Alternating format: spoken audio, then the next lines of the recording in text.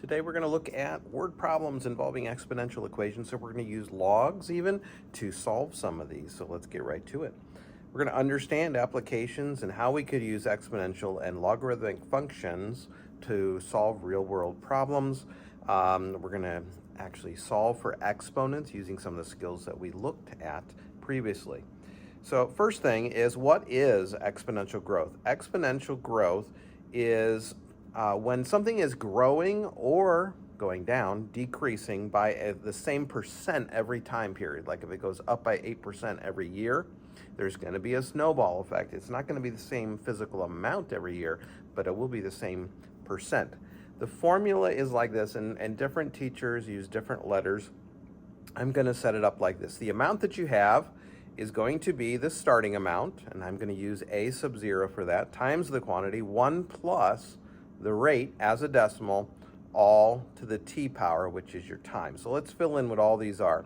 This is the final amount, like the answer that you're looking for. A sub 0, this is the starting amount. So start amount, okay, at t equals 0. That's why there's the little 0 there, because it's the starting amount.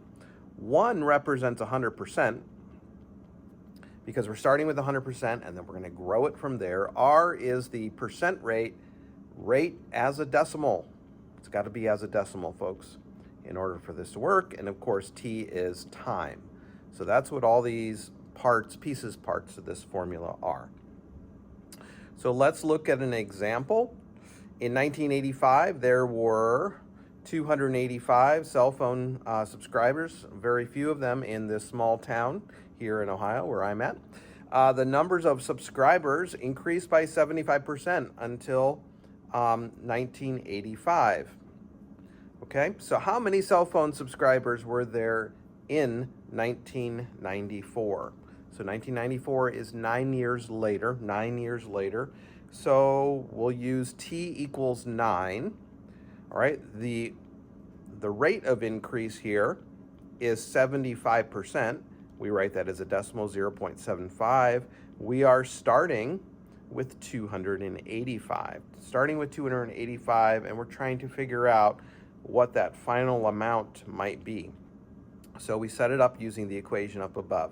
It'd be 285 times the quantity 1 plus 0.75 all to the 9th power, because t equals 9.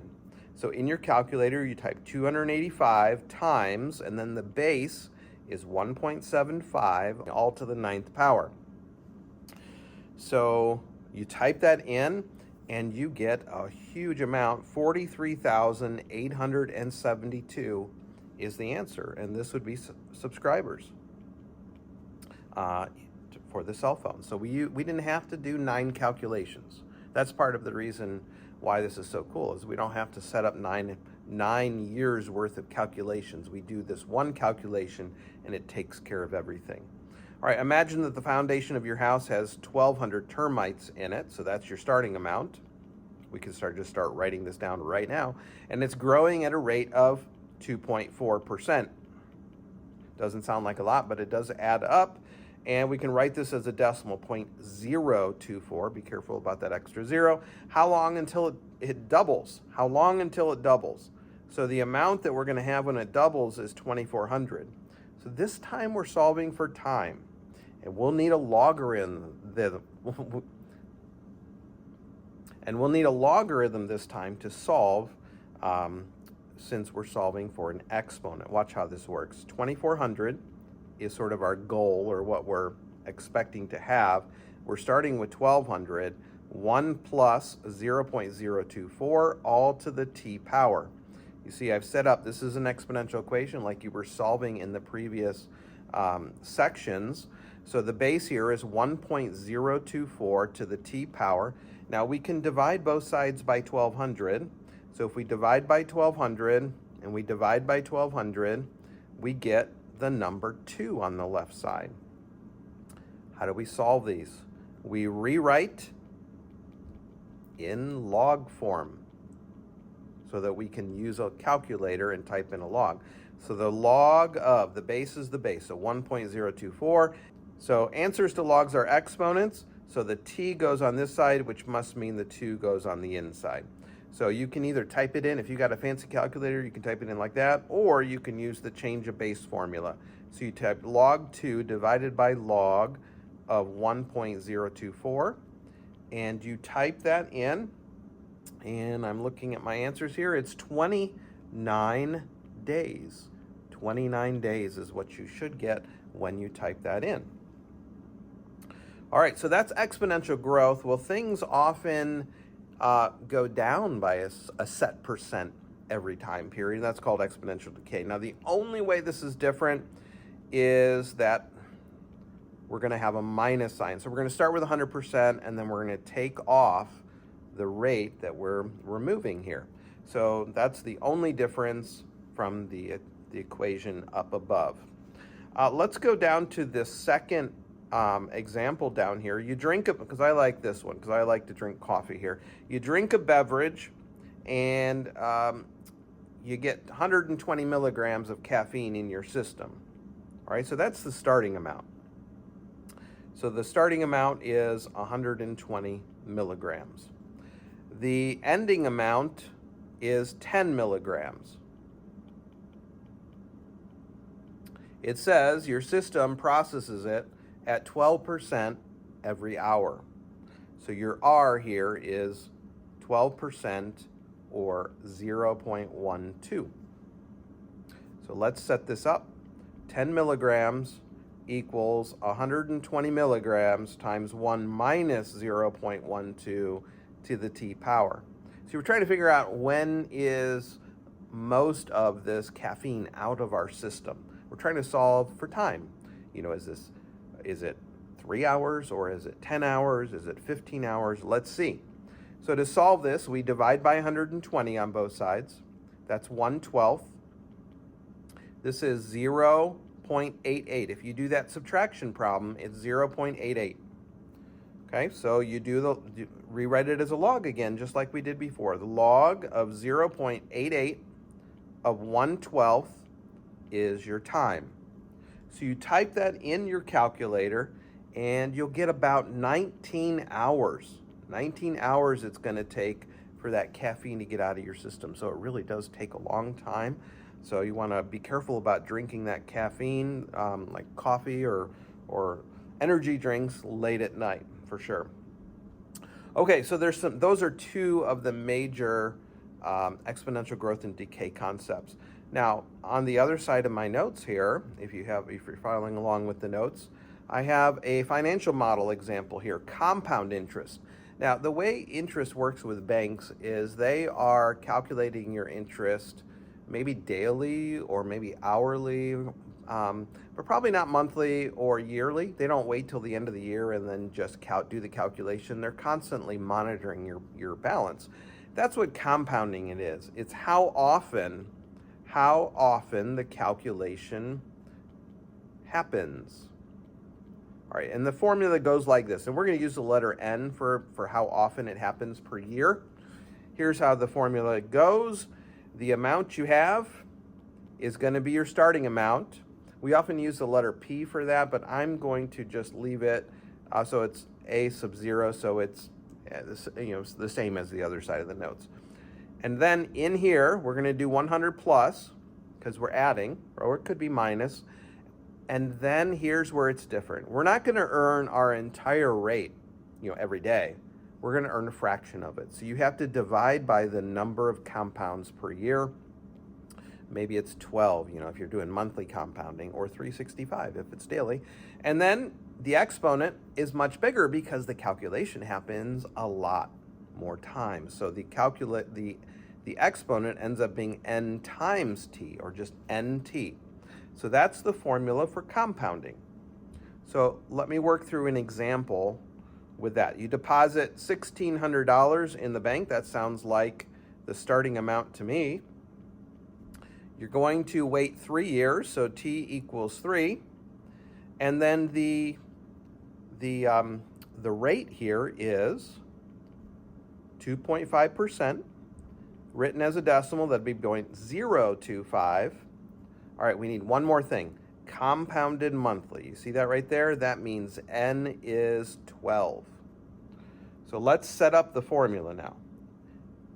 it would be the amount we have at the end would be the starting amount, that's 1,600, times 1 plus 0.025 divided by 12. So we're going to split that interest rate up to twelfths, and we're going to earn a twelfth of it every month.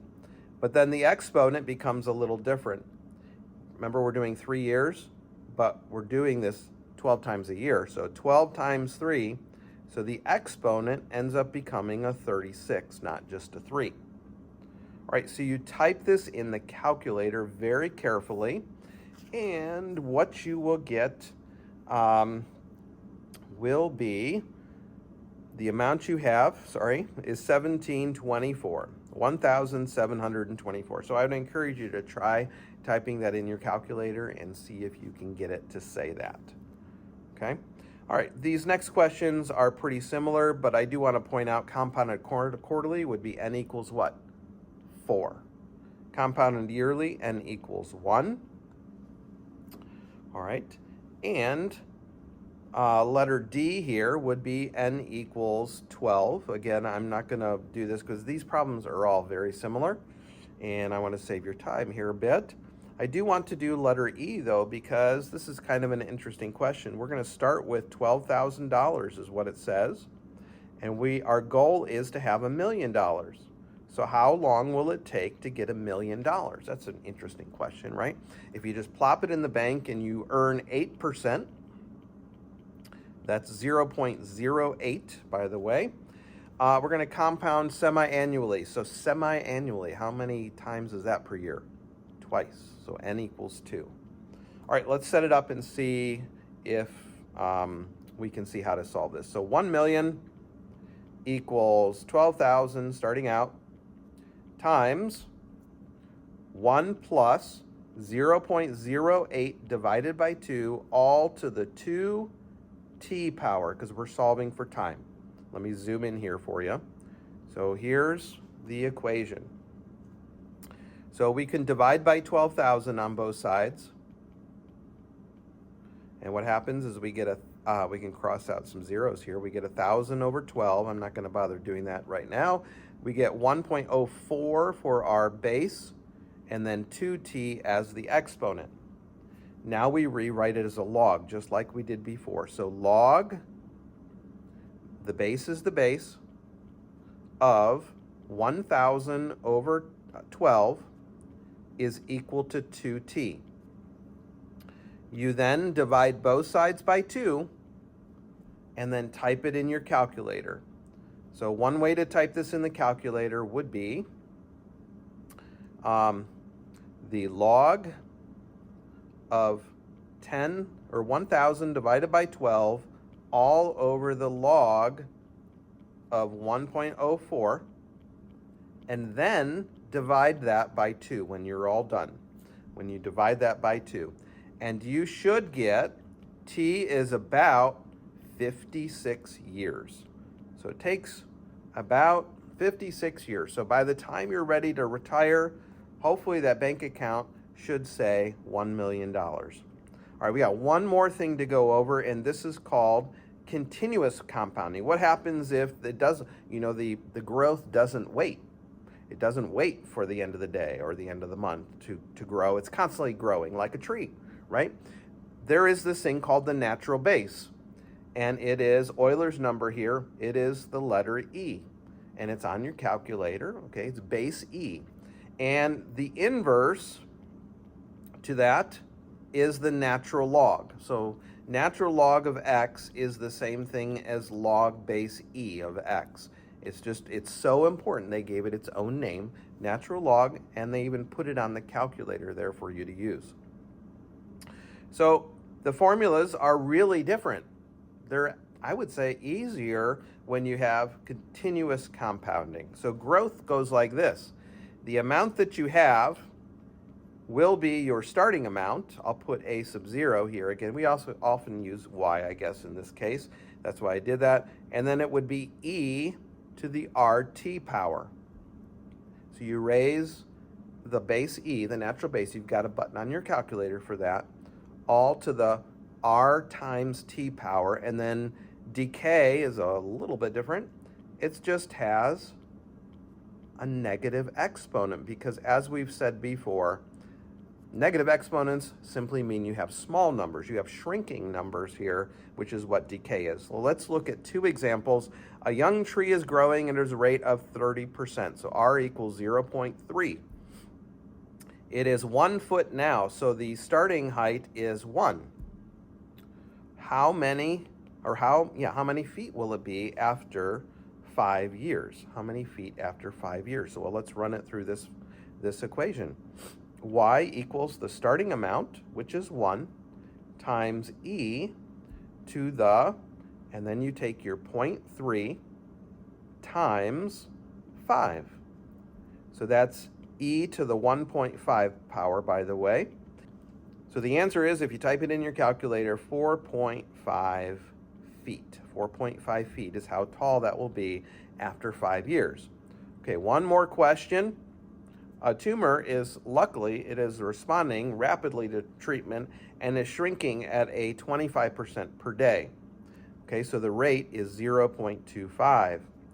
If it is starting at 30 grams, how long until it's down to 5 grams? Maybe the treatments change once the tumor has shrunken down to 5 grams. So maybe you want to tell the patient how long will they have to wait since it is responding to. So let's set it up. 5 grams is our goal. We're starting with 30, and we have e to the negative 0.25 times t power. We're solving for t here. So how do we solve for an exponent? We use a logarithm, but I'm going to divide by 30 first, just to get that 30 out of there. So 1/6 equals e to the negative 0.25 t power. All right, you then use the natural log. Now, I think of it a little differently. I imagine putting the natural log on both sides is one way to think about it, because natural log and base e are inverses of one another. So I have the natural log of 1/6 is equal to negative 0.25 t. You then divide by negative, to make sure you put the negative there, 0.25, and you type that in the calculator, and you can tell the patient it's going to be about 7 days, since the treatment is working, about 7 days until that tumor is shrunken down to 1/6 of its original size. All right, so today we covered all that exponential growth and decay, including compounding, including continuous compounding when you use that base E. Hopefully you found this helpful, and good luck on your assignment. All right, until next time.